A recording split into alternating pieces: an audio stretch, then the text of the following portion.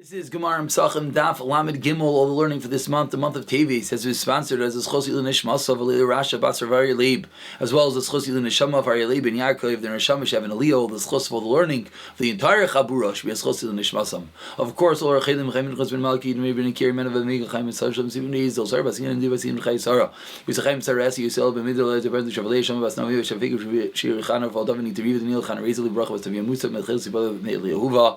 V'Sayir Shachal Yisrael as well as Chosiva V'Atalei. We're holding on Amid Beis. We're at the very bottom. Let's do a quick recap of this Amid Beis to get ourselves back into things. As you see in front of you, the highlights of this Gemara, about 10 lines down, we had 2 dots. We spoke about that when you eat a Concise of Truma, what is the halacha? We said you have to pay a Karen and a Chaimesh, which was yesterday's discussion, that when you eat and you cause Truma, you cause the Kain to have a loss, you have to pay him the Karen, the principal amount, and a fifth. Yesterday we discussed, is it the Damim, is it the value, is it the volume? But now we had a Machlekes Tanakama says Karen and Chaimesh. What did Abba Shal say? Has to be worth a Shaveh Pruta. And the Gemara basically said that this centers around, does something need to be worth a Shaveh Pruta because of a Nisina, or does it have to be worth a Kazayis because the Torah calls it Achila, and all Achilas are of a Kazayis. The Gemara, we concluded yesterday with Rav Papa. The Rav Papa said that a Filu Tema Abashol, because Abashol Tarti Bai, as you see the highlights in front of you, that Abashol, not only does he require that it has to be worth a Shaveh Pruta, he also requires a Kazayis. Meaning, Abashol is not arguing 100% of Tanakama, he's adding on to the Tanakama. Tanakama said, has to be worth a Kazayis. Abishal says you have to be worth a Kazayis and a Shaveh Pruta. We concluded yesterday showing, is that really accurate? But we showed a Mishnah where it was not true that you did not need both. Now the Gemara says today, Va'af Rav Papa Haderbe. Even Rav Papa was the one that quoted this opinion of Abishal. Says the Gemara, Af Rav Papa is chayzer, meaning Rav Papa himself does not conclude that you need to have both Shaveh Pruta and a Kazayis in order to be chayiv for being mafsid for causing truma law. Says the Gemara about 7 lines down, 7 lines before that, for the wide lines. The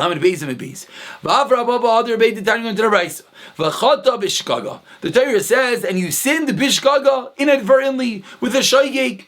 Says the Gemara, Prat, what does that come to exclude? Lamezit. This come to exclude that when are you chayiv? This is talking about causing truma lost. When are you chayiv? Says the Torah, the chata bishkaga, when it is a shaygeg, which comes to shizas. And if you actually, I was just looking for Rashi a little bit up top over here. Rashi says to us, "Me'ila the hektish." We're talking about hektish, talking about causing hektish a loss. Me'ila being mild, using hektish for a non-hektish, not a holy purpose. So says the Torah, when you do the bishaygeg inadvertently, you're chayiv. That's the sin, but it comes to exclude a mazid. Now says the Gemara, "V'aleidinu," we could say kal v'chaymer. All other mitzvahs, all other averos really, that you're chayiv when you are transgress them, and you're chayiv what? Kares, like all other. Again, we'll look at Rashi for one moment. Rashi says, if you eat the different parts of the forbidden parts of the animal, you're chayiv kares, a pretty stringent punishment. Yet, Potter is amazing. If you transgress b'mezid on purpose, you're potter. Me'ila she'in ba'en kares me'ila. When you use the item that belongs to hektish beis hamikdash, there is no chiyav kares. Einay dinsha potter is amazing. So says the Gemara, why do you need a pasuk? Again, eventually this is going to come back to proving our point about Rav Papa, proving our point whether it has to be worth a gezayis and a Shaveh Pruta. But says the Gemara right now, why do we need a pasuk v'chata b'shkaga to teach us that when you transgress inadvertently, that's when you're chayiv. Seemingly it's a kal v'chaymer from chaylev dam, other yisurim that you're chayiv karis, and yet you're potter if you did b'mezid. So to here, if you over me'ila, if you use something hektish not appropriately, that you're not chayiv karis, certainly you should be potter from a mezid. Says Gemara loy. Other mitzvahs chaylev and dam, is there chayiv mitzvah? No. Timer b'me'ila chayiv misa. By me'ila, when you use a hektish, a carbon, etc., then you're chayiv misa. So if you're chayiv misa, maybe in addition to be chayiv misa, you're also going to be chayiv for a mezid. So how do we know not? The Torah teaches b'shkaga pra lemezid. So that's why we need the pasuk. So why do we need the pasuk? Because I would have thought me'ila is more chamer, is more stringent. Why is me'ila more stringent? Because I would have thought because there's a potential misa punishment, and that's the reason why one would have thought That maybe you're chayiv even b'mezid when he did it on purpose. Kamash b'lan v'chata b'shkaga. Va'omar le'i Rav Nachman bar Yitzchak Rav Chiya bar Ovid. Continuing this discussion. Hi Tana me'ikara alim le'i karis ulub'sayv alim le'i misa. Ask Rav Nachman bar Yitzchak to Rav Chiya bar Ovid. I don't understand. The first part of the Gemara seemed to say which is the defining factor, which is more chamer, which is more alim strong, karis. And then we went along to say no. The fact that me'ilah has a misa to it. What's going on over here? Which one's better, karis or misa? And Rabbi responded, this is what the brisa, this is what we said a few moments ago. Do we not say by other mitzvahs, chelev, dam, other parts of the forbidden parts of the animals? Now you know what that has to do with us. That you're not chayiv misa if it's less than a kezayis. Are you going to tell me that as a connection that you can learn out mi'ila, which you are chayiv misa even on less than a kezayis? And on that, what did Rav Nachman Yitzchak respond? Tanuach daitcha. You made me calm. You made my mind at ease. You sha'anachta es daiti, because you settled my mind. I didn't understand. You now explained it to me that again, shar mitzvahs is chayim misa even less than a kazayis. Certainly me'ilah, which only chayim misa for a kazayis. Sorry, I said that backwards. Certainly me'ilah. Say it one more time. Shar mitzvahs, you're not chayim misa less than a gezayis. Certainly mila, which you are chayim misa less than a gezayis. So far, that was a brisa. Now we're going to apply that to us. And he responded, "My nichusa. Why is your mind at ease? The Rabbi Rav Shisha shadi by gar narga. Rabbi Rav Shisha threw an axe into this. They had a bomb question. What's their question? Man shamitzlei damar. Who is this opinion that says, moving along to Lamed Gimel Aleph, who is this opinion that says, has it been me'ilah, b'misa? Who is the one that says that when you are over me'ilah, when you use kachim for a non-holy purpose, that you're chayim misa? Who is that opinion? We just got stuck on the quantity, whether it was a kazayis, but who is that opinion? Rabbi it's Rabbi, the time we learned to the Raisa. Hezid me'ilah, Rabbi Amr b'misa. Rabbi says you get misa.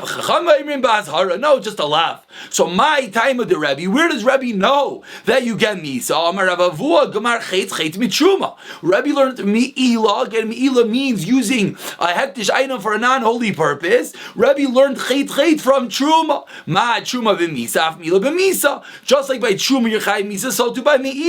So therefore, what says the Gemara? Umina, and from it itself, from truma, ma truma b'kezayis, af me'ilah b'kezayis. So says the Gemara, me'ilah has to be a kezayis. What was your Kal V'Chaimer a moment ago? That shar mitzvahs also are not chayiv unless it's exayis, but mila is chayiv misa less than exayis. What are you talking about? Says the Gemara, mila is not chayiv misa less than exayis. Umaskiv la Rav Papa. Again, we're continuing the discussion.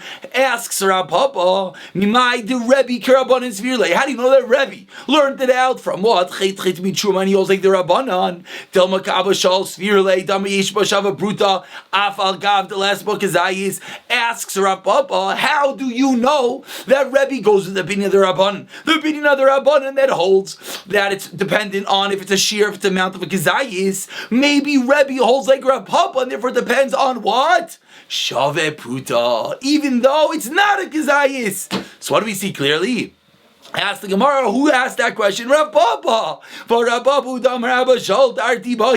Rav Papa himself was the one that said a moment ago that we started off today, recapping from yesterday. Rav Papa was the one that said that you need to have both. You need to have kazayis and a shava pruta. And here he's asking that you only need a shava pruta, not a kazayis. Elishmami, no other base. We have a clear proof. Rav Papa was chayzer, and Rav Papa no longer learns the opinion of Abba Shaul that you need to have both. Rather, you only need to have one. And that really finishes off the loose end from yesterday, that the machlokes Tanakama and Abba Shaul is an absolute machlokes, whether you need a kazayis like the Tanakama, whether you need a shava pruta like Abba Shaul. Again, Abba Shaul, as a recap, learned it out from Vinasan that every nesina is a shava pruta's worth, and the Tanakama learned it out from achila. All achilas are a kazayis. Wonderful. Says the Gemara, Mar Brei Ravina. Now this is going to start a bit of a lengthy discussion that's going to eventually tie back to our original brisa of chametz, of truma, of kachim, and we're going to go back. We're going to go back to try to answer Rav Nachman bar Yitzchak. We're not. Let's see. Basically, Rav Nachman bar Yitzchak back in Amud Aleph. Let's let the Gemara speak it out. But let's just realize that we're switching gears right now. New discussion. Mar Brei, the Ravina Amar, the son of Ravia, came along. Amar Hachi Kamar. This is what he meant to say. Loyim Amrit b'shar mitzvah shloy asa behen she'ein miskavin ki miskavin shem niskavin lachtrich l'tolish v'chatrich as mechubar shepotter timer b'mi'ilo shem niskavin nischami megizei chulim nischami megizei oila shemal. Again, we're going back to the discussion of equating mi'ilah from shar mitzvahs. The discussion that we just had a few moments ago on the bottom of Amid Beis. Says the Gemara, how does Rav Nachman bar Yitzchak respond? How does he learn out mi'ilah from shar mitzvahs? Says the Gemara, this is the comparison. When it comes to other mitzvahs, shar mitzvahs, shaloi asben shein miskavin ki miskavin. But other mitzvahs, if you don't have intent, it is not the same thing as having intent. Now what? Shem niskavin lachlich l'talish. I'm sorry, we're just going back and reading again. If you had intent to cut off to pick up something which is detached, which of course you're allowed to, and by accident, what did you do? You cut down something attached. By accident, you're over on Shabbos. What's that? Lacha Shabbater. Timer b'mila does not agree with that din. Let's say you went and you're cold and you want to take the shearings of chulin, a nice wool coat. That's chulin that you're allowed to wear, and you wanted to put it on, everything's good. But what happened? And by accident, you took the wrong coat, you took the wrong shearings, you took the oila coat. What's that lacha? Ein miskavin on Shabbos, your potter. Yet when it comes to mi'ilah, shemal, you're going to be moyel. So says the Gemara, that is the answer. Why? That is the differentiation, I should say, between mi'ilah and shar mitzvahs. That mi'ilah is more chamer than shar mitzvahs, and that is the reason why Rav Nachman bar Yitzchak is going to come along and tell back to Rav Chibar Avin why we're going to need the pasuk of v'chata bishkaga. That was one answer. A second answer. Again, this is tying up loose ends at the bottom of the Brisa on Amud Beis. Rav Nachman bar Yitzchak Amar halachi kamar loyim amri b'shar mitzvahs. Are you not going to tell me by other mitzvahs? Shechein loy mischayv and shein misasik misasik. A very similar answer. Are you not going to tell me other mitzvahs that we do not make an einay misasik like a misasik? That what? The Gemara explains. Shein this guy like you wanted to pick up something detached. Again, it's a little bit different. Before we said einay miskavin. Now we're saying einay misasik. Misasik is something done without any intent at all. Einay miskavin maybe is a slight more intent. The differentiation is obviously minor nuances. Let's say you go to pick up a kli lital chayfetz to pick up an item. And on the way, by accident, your hand gets nailed, gets smeared with shemen shel kodesh, oil of the Beis HaMikdash. What's that? Shemal. You're going to be mile. And again, that's another reason that we see that mi'ilah is more chamer than shar mitzvahs. And again, this is how on the bottom of Amud Beis, 2 lines before the white lines, we had Rav Nachman bar Yitzchak and Rav Chibar Avin. We had that discussion. How we're going to learn out that Be'ilah is more chamer than shar mitzvahs. Now the Gemara has 2 different reasons, both by einay miskavin and einay misasik. When it comes to Be'ilah, when it comes to using items in the Beis HaMikdash, if you by accident did a malacha, if you by accident did transgress Be'ilah, you're going to be over Be'ilah. It's going to be considered an avera. End of story. Omar Mahar, says the Gemara. Hopefully these words sound familiar, and then we'll remind everyone where they came from. When do we talk about b'mafresh truma, when you separate truma v'chmitza, and then it became chametz? If you separated chametz, truma to be truma divrei akolei kedusha. Everyone agrees if you take truma that is chametz on Pesach, it doesn't work. This was the brisa on the bottom of Lamed Beis Amud Aleph. That over there we described that when do we have a machlek as only if you separate truma and then it subsequently becomes chametz. However, if it goes and it was already chametz when you separated it, everyone agrees this was, if you want to look back at Lamed Beis Amud Aleph, about 10 lines to the bottom, the Gemara wanted to say it's machlekes Tanaim, and within that machlekes Tanaim, the Gemara came along and said that the whole machlekes is only going to be when you're mafresh truma and then it becomes chametz. But if you separate truma while it is chametz, everyone agrees the sanctity of truma is not chal, does not fall on that item on Pesach. Says Gemara Minahani Mili. How do we know that? Amar Rav Nachman bar Yitzchak Amar Kol, the Torah teaches Titein Loi, that when it talks about Truma, pasuk in Daniel that you see right here on the side of your page. What does the pasuk say? Pasuk in Devarim. Pasuk says, "Reishis degancha ti reish chavitzarech reishis gei soincha titein lo." It's talking about the different gifts that you have to give to the kohen. Titein lo, you should be given to him. V'lo, you have to give it to the kohen. V'lo la'ayrai, and it cannot be used for the light. It cannot be used just to burn it up. So what do we see from there? As you see in Rashi, If we look at Rashi towards the bottom of the Amid, Rashi says, it's roi to burn. It doesn't work. You can't give something to the Kohen that's not loy. It's not for him. It's not something that he can eat. You're not going to separate from something which is tamei for something which is tar, but if you did it b'shagi truma, and if you separate something which is tamei by accident, it works. What's the reason it works? The kohen cannot eat the item if it is tamei. So why does it work? Why don't we say you have to give something that the kohen can eat? Says Gemara like kasha. Over there, when the truma became tamei, it worked because there was a moment where it was a good item. So therefore now it's chal, even though now it's tamei, because it was a shas hakosher. Whereas by us, there was no moment where it was able to be given to the kohen. Says the Gemara, 4 lines to the bottom.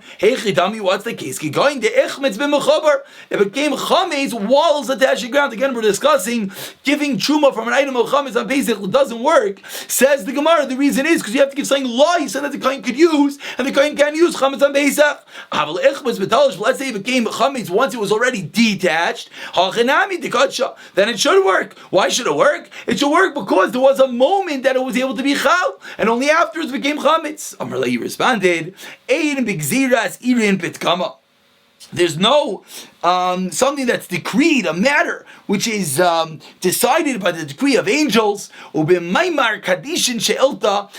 is it something that is decided by the holy. And so too they taught in the Beis Medrash that it will, yes, work. That the case that we're talking about is only if, you see that in Rashi in the bottom over here, that only if it became chametz at the moment it was attached to the ground, that's the reason why I never had a shasa kosher. But if it had a moment that it was yes kosher, then it will work. Let's just see one nice Rashi. Rashi 3 lines at the bottom says, Malachim, Kalaymar Talmidei Chachamim, Sheim Kemalachei Ashari Talmidei Chachamim are like angels. Amri Bebeis Medrash Kamaisi, they said in Beis Medrash like me, Tadikatani Leil, Einay Kedusha, Shehechmes B'Mechaber Kamar. So when do we say before, Kulei Alma, everyone agrees that if you try to give something truma when it's chametz, it doesn't work. It's when it became chametz in the status of the mechober when it's attached to the ground. Says the Gemara, the last line, Rav Huna prayed to Rav Yeshua, and Rav Huna came to Rav Yeshua, flipping along to Amar Beis, Amar Kra. The Torah says, Rashis, it should be the first crack, Sheshireha Nikarin Li Yisrael. That it has to be something that the remains are nikar or recognizable. Yotzazu, what does that come to? Exclude She'in Shireha Nikarin. In our case, the Shirel, the remains are not nicker. What's going on over here? So let's look at Rashi. Rashi explains so eloquently. Rashi at the top line says, Damar Kra Rashis. Mashmash he Rashis. That it itself should be first. Ve'elu shiyareha. I'm sorry. Ve'elu, and these shi'ayreha nikarim, the remains, meaning after you give off truma, after you give that portion to the kohen, the remainder of that item has to be nicker, has to be edible. Shatei mati rasan, that it makes it mutter li Yisrael. And therefore what? Meaning a normal case, you have a whole pile, you give off the percentage to the truma to the kohen, then the rest either Yisrael can eat. However, ve'i b'mafresh truma chametz, we're on Pesach, and I separate something which is chametz, my heter yish b'shirel, says Rashi, 3 lines from the top. What allowance is there in the remains? That the rachis should become the remains for me. In the beginning, before I gave it to the kohen, what was the halacha? I'm sorry about this. What was the halacha in the beginning when I gave it to the kohen? It was tevel and it was mutar bana ve'asurim ba'achila, and you couldn't eat it. So to ashtanami shar bana ve'asurim ba'achila, because it's basically mishum chametz, and therefore it says the Gemara. It's another drush that we're learning out from Rashis that it's not going to work to separate truma of chametz on Pesach. Says the Gemara, Yosef Rav Acha Bar Rav Avia Kamed Rav Chisda Yosef Amar Shed Rav Yechman Anovim Shenitmu Darchan Pachis Pach Mikbeza. Grapes that became tamei, you could squeeze them, you could doyrich them less and less than a kibeya. And then v'yenon kosher l'nechasim, the wine is kosher l'nechasim. This sounds very random, and indeed it is. This is going to also go back to something that we said yesterday in Daf Lamed Beis Amud Aleph on the bottom. That we said over there, I did about tutim v'rimainim. We said something about tutim v'rimainim that it's not going to work, because they can't eat them, and when they're tamei, and you can't use them for firewood. So that's what's going to come out over here. But let's wait a few moments, and we'll get there. So we start with a statement that says we have tamei grapes. What are you able to do with tamei grapes? You could squeeze them. Pachas and a beya, and then all of a sudden the yayin is kosher. Yayin's kosher. The grapes were tummy. How's the yayin kosher for the chasim, for the Beis Hamikdash, for the mizbech? Let's see. Alma says the Gemara because I'm mashkin mifkab kidi. We see that the liquid in a grape is mifkab kidi, is sitting there. There's two ways of viewing the liquids in a grape. Either it's mifkab kidi as if it's sitting inside the grape, or it's mivla bli that it's absorbed into the walls of the grape. So basically, when you squeeze a grape, is it like a balloon, a water balloon that you pop it, mifkab kidi, and the juice comes shooting out, or is it mivla bli that it's absorbed into the wall like a sponge and you're squeezing it out? Says the Gemara, we see that it must be viewing that the liquids are mifkab kidi, that the liquids are sitting there as a separate entity, and that's the reason why, even though the grape is tamei, when I squeeze out the liquid, it's not going to be tamei. We're going to have this miracle. Says the Gemara, le'imas kamet tamei. When should it become tamei? L'chisachalu. The moment you squeeze it, that's when it'll become tamei. L'chisachalu less than the shear. But there's a shear. There's a minimum amount for something to come tamei, and there's no shear. Why? Because it was pachas than a beya. The minimum shear for giving off toma is going to be a beya's worth, and therefore when you squeeze that and it's less than that amount, then it will not become tamei. Why? Because we view the liquid as a separate entity inside, so the liquid inside is not tamei. I squeeze it, at the moment I squeeze it, it's less than a beya, therefore it will never become tamei. Says Gemara, if that's true, yachi kebeya nahami. It should even be if it's a size of a beya. Why? The Tanakh learned in the Mishnah, tamei meis shesachazis, if someone who's tamei meis, and he's squeezing olives, vanavim, and grapes. Kebeya mechuvenes, if he squeezes the precise olive of eggs worth, tahirim, it's tahar. Why is it tahar? Because the moment that he squeezes it, it should become tummy, right? But that moment is less than a beya, because it started off an exact beya. So of course, an item that's an exact beya, the liquid that comes out, it's going to be less than a beya. So if someone's a tummy may squeeze it, he's able to do an exact beya's worth. So ask the Gemara, if our case is what? That the liquid sitting inside a pocket inside it just squeezes out, let it be a beya worth. Why do the grapes have to be less than a beya? Says the Gemara, Hasan the Avid. Over there in that Mishnah by the tummy mace, we're saying if someone squeezed that amount, it's okay. By us, we're saying lechatchila, you're allowed to do this for the first place. Why? Lechatchila, we're not going to let you go and squeeze a beya's worth, because then we're afraid you might come to do more. So lechatchila, you have to start with less than a beya. Again, these grapes that are tummy less than a beya, the liquid inside, when you squeeze it, will come out, it will be tar. Why? Because it will always be less. But if it's a beya's worth and you did it b'diavad, it's okay. But we made a gzeir not to do that because we're afraid you're going to come to do even more than a beya. Let's finish off for today. Amar le Rav Chisda, says Rav Chisda, man sayis l'cha ulu Rav Yochanan Rabba. Who listens to you and Rav Yochanan Rabbi? Where does the tumah go? Ask Rav Chisda the question that's bothering everyone. I don't understand. These grapes are tummy. You squeeze them, all of a sudden the juice is tar? What's going on over here? Alma kasavar. So what does Rav Chisda hold? Mashkin b'mabli, that the liquid is absorbed inside the walls of the grapes. But kivan the atmulei ochla, atulei mashkin. So when the grapes become tummy, so the liquid becomes tummy. Amar Leis, Rav Chisda responded, V'aloi tizru d'mashkin mifka b'kidi. I'm sorry, Amar Leis, I said to Rav Chisda, V'aloi tizru d'mashkin mifka b'kidi. You don't hold that the liquid is considered like a pocket inside, like a water balloon. You hold it's viewed as if it's absorbed in. The Mishnah we just quoted. So if you're going to tell me the liquid is in a separate packet inside, it makes a lot of sense that it's tar. Because it wasn't tummy when it's in the grape, and then when you squeeze it out, it's less than a shell be tar. But if you're going to tell me it's absorbed into the walls of the grape, what's the reason it's going to be tar? Ask Rav Chisda, how could you hold this mivabli? How could you hold that the liquid is considered absorbed into the walls of the grape? New case. The case is that the grapes were never hochshar, were never made susceptible to be makabel toma. Says the Gemara, leimas mechshari. So when do they become susceptible? When you squeeze them, and then the little bit of the liquid touches outside of the grape. Of course, that liquid makes it susceptible, because the moment liquid touches an item, it makes it susceptible. But the moment you squeeze it, it's less than the shear. And that's what Rav Chisda can even hold. It's mivabli, it's absorbed into the walls. Says the Gemara, if you're not going to say this, that which you learned in a Raisa, and this is the line that we brought up this whole discussion for. Zaytim va'anavim. The chametz, the chumas chametz is comparable to the chuma of tutin, the berries, and the olives and the grapes, shenitvu, which are tummy. She'ein la ba lo yeter achila, lo yeter asaka. That these berries you can earn them. Says the Gemara, ha'eter achila nami isbei. But what do you mean you could eat them? Well, how could you eat them? You can eat the berries.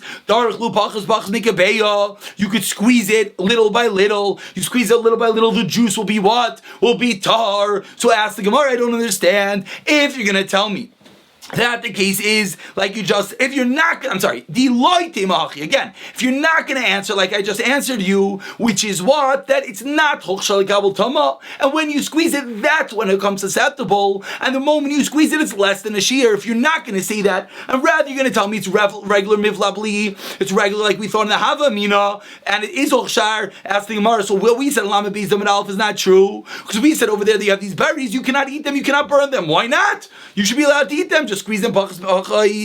Amarava says Rav, why not? Gezerah, we're afraid. You might come to Tekala, that what? You might come to have them sticking around, and you're going to come to eat them, and they're tamei, and that's the reason why you can't do that. For that. But we went to the price of truma. You let it burn. You let it light. With bread and oil of truma and its mace, which is tamei. So what do we see clearly? We see clearly you're allowed to keep these items around to burn with them. So why in our case of these berries is any different? What do you mean? No, it's very different. The bread you could throw between the bread and between the firewood. You're never going to come to eat it. The oil you're going to put into disgusting kli, and therefore as well you're not going to come to eat it. Therefore says the Gemara, we don't have to be worried about this, and we'll pick it up from Gufa in tomorrow's daf.